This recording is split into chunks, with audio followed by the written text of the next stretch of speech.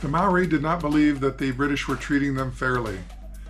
The Europeans were encroaching on Maori lands, and the treaty which the Maori and Europeans had signed in 1840 did not contain the same words or clauses. And this led to many conflicts between 1840 when it was signed and 1845 when they finally had the Northern War. It was 1845 in New Zealand. The British had 250 troops, the Maori had 100 warriors, and the British had multiple cannons, including a 32-pound naval cannon. 32 pounds means it shot a cannonball that weighed 32 pounds, and the Maori had two 8-pound cannons. The Maori were determined to hold their ground.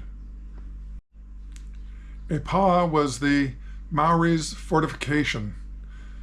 Heke had this pā and knew about the improvements in technology that the British were bringing, including cannons. The Maori had a couple of small cannons of their own, but they needed protection from the British big cannons. So they dug and cut down hardwood to reinforce the palisade, the fence-type structure, and dug trenches and tunnels all around the pā so they could be protected and move around during gunfire. It wasn't just tunnels. It was a layered defense with an entire fort contained within its walls. Hello and welcome to the Sailing My Magic channel. My name is Duke and I am solo sailing Magic, my 2015 Lagoon catamaran, around the world. In this episode, we're going to examine how a group of Maori warriors defeated the British Army, even though they were outnumbered and outgunned. To investigate further, it involved a drive out on a country road to see what was the lay of the land. Please click on like and subscribe if you haven't already. It's totally free and it really helps me. Since the British didn't keep their promise, a group of Maori led by Heke and Kuwati ransacked Kororika, which later became known as Russell.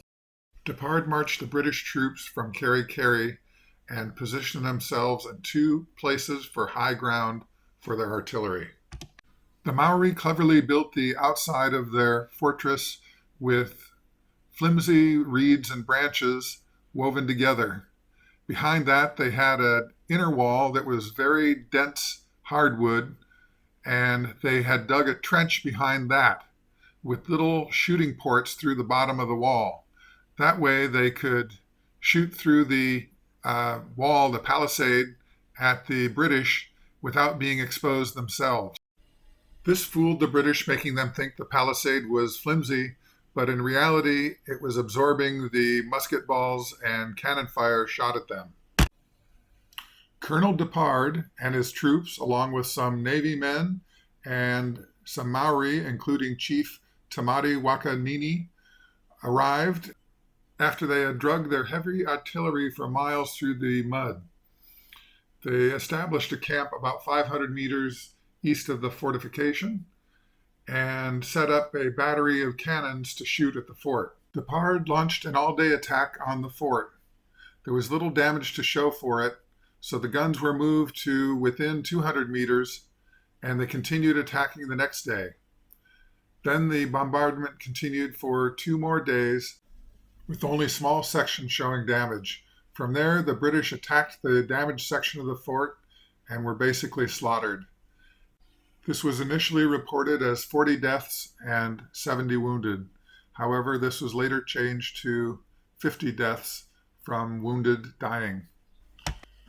In 1871, or approximately 26 years later, the Maori and the British got together and built St. Michael's Church in the same grounds that the fort was originally on. There's the church bell by the walkway, and some interesting, I love the statue on this grave, very different. This one is 1918 at 21 years of age, so maybe World War I. Herbert Woods, 1907, 26 years. And then you've got a 2-year-old member of the Woods family. And in front of that, William Woods, who was a lance corporal who died in Turkey, but I can't make out the year.